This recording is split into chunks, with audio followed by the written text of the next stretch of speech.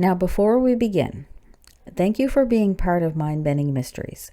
And if you truly enjoy this content, please like, subscribe, and turn notifications on so you don't miss any future episodes. And if you know someone who would enjoy these stories too, sharing the video truly helps the channel grow. And honestly, we're just getting started.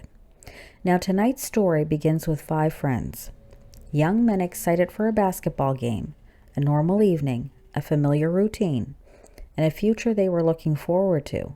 But within days, their car would be found abandoned deep in the mountains, and one man would never be found at all, and the others would be discovered under circumstances so strange that nearly 50 years later, people still debate what truly happened. Welcome to Mind-Bending Mysteries. My name is Tammy, and everything you're about to hear is based on documented police reports, witness testimony, newspaper archives, and investigation details surrounding the case known as the Yuba County Five. Now, some conclusions remain debated, and theories discussed tonight are presented as speculation, not established fact, because mystery without discipline becomes misinformation. Now, the story begins on February 24th, 1978, Northern California. The 5 men at the center of this story were Jack Madruga, Bill Sterling, Ted Wire, Gary Mathias, and Jack Hewitt. Now, one detail often misunderstood in this case is important to explain respectfully. Several of the men had mild intellectual disabilities or developmental challenges, but that does not mean that they were incapable of functioning independently. In fact, their families described them as reliable, routine-oriented, and highly excited about their daily lives. They worked jobs, maintained friendships, played basketball together, and they were especially excited because the next morning they had a basketball tournament. And that matters because this was not a group planning to disappear. They had responsibilities, plans, families waiting for them. And that evening, the men traveled to Chico, California to watch a college basketball game. And by all accounts, everything appeared completely normal. Now, witnesses saw them at the game, and they stopped for snacks afterwards, purchased candy, milk, soda, and snack foods at the convenience store, and then something happened. Because instead of driving home the way they normally would, the men somehow ended up far into the mountain near an area called Oroville. Now, this is where the case immediately becomes strange. The route they took made very little sense, especially because weather conditions in the mountains were becoming dangerous. Snow, cold temperatures, remote terrain, and according to family members, the men were not known for randomly driving deep into unfamiliar mountain roads late at night. Then came the discovery that would launch one of America's strangest mysteries. Days later, their car was found abandoned on a remote mountain road in the Plumas National Forest. Now listen carefully to what made investigators uncomfortable. The car was not wrecked, not heavily damaged, not buried beyond recovery. In fact, investigators later determined the car likely could have been driven out of the area. The men had simply left it behind, and that decision changed everything, because once they stepped away from the vehicle, they entered freezing wilderness terrain completely unprepared. No heavy winter survival gear, no proper supplies, no understanding of what the mountains were about to become.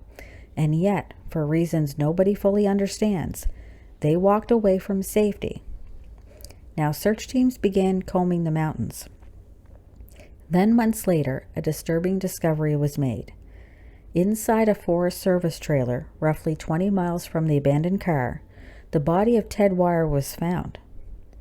Now, this is where the story becomes deeply unsettling, because the trailer contained food, supplies, warm clothing, heating materials, enough resources to potentially keep someone alive, but much of it had been barely touched.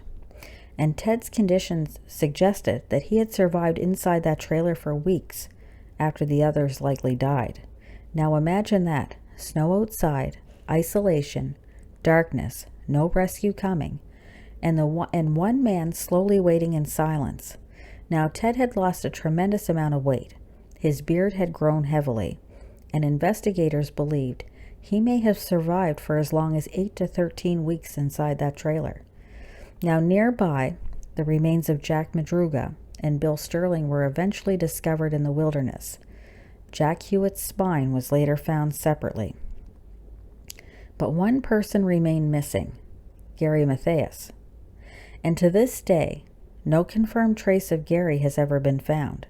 Now, Gary is one of the most important parts of this mystery. Unlike some of the others, Gary had military experience. He also struggled with schizophrenia, but was reportedly doing well while taking medication and maintaining structure in his life. And according to the many theories, people believe Gary may have become the group's leader once things began going wrong. Now, but here's where the mystery deepens. Why were they in the mountains at all? That question has haunted this case for decades, because investigators never found a clear reason the group would knowingly travel into such dangerous terrain. Now, logically, there are explanations. People become disoriented in wilderness surprisingly fast, especially at night, especially in snow, especially under stress. And once panic begins, human decision-making changes dramatically. And that's important because people often assume they would behave rationally in survival situations. But real survival psychology is much more complicated. Cold affects judgment. Fear affects memory. Isolation affects thinking. And groups under stress can begin making increasingly poor decisions together. And that may explain why they abandoned the car, why they kept moving, why they failed to use supplies properly. But emotionally, many people still struggle with parts of this case. Now, why leave a functional vehicle? Why travel deeper into the wilderness? Why were supplies inside the trailer barely used? And what happened to Gary Mathias? Because unlike many mysteries, the Yuba County 5 does not feel violent. It feels confused, disoriented, almost dreamlike. And honestly, that may be what makes it so haunting. Because this case feels like a crime story. Well, maybe less like a crime story, and more like watching people slowly disappear into uncertainty itself. Then there's another layer to this mystery: routine. The men reportedly love structure, schedules, predictability, basketball, family routines, planned events. And the next morning, they were supposed to compete in a basketball tournament they were genuinely excited about. Their uniforms were reportedly laid out. They had plans, goals, things waiting for them. That detail deeply affects people emotionally because it reinforces the idea that they fully intended to come home. And maybe that's why this story continues haunting people decades later. Not because it necessarily involves conspiracy or something paranormal, but because the entire chain of events feels wrong. One wrong turn, one bad decision, one moment of confusion, and suddenly, 5 lives vanished into the mountains. Because mystery without discipline becomes misinformation, and here, we don't just tell stories. We question them, we break them down, and we try to understand what's really going on. Because maybe the Yuba County 5 tragedy was ultimately caused by panic, exposure, confusion, mental stress, and the brutal reality of the wilderness conditions. Or maybe there are still missing pieces to this story nobody has fully uncovered. And perhaps that's why this case continues living in people's minds, because deep down, human beings are terrified of one specific idea, that ordinary nights can suddenly become life-changing mysteries. 5 friends went to watch a basketball game. Something happened afterward, and decades later, the mountains still haven't fully explained what.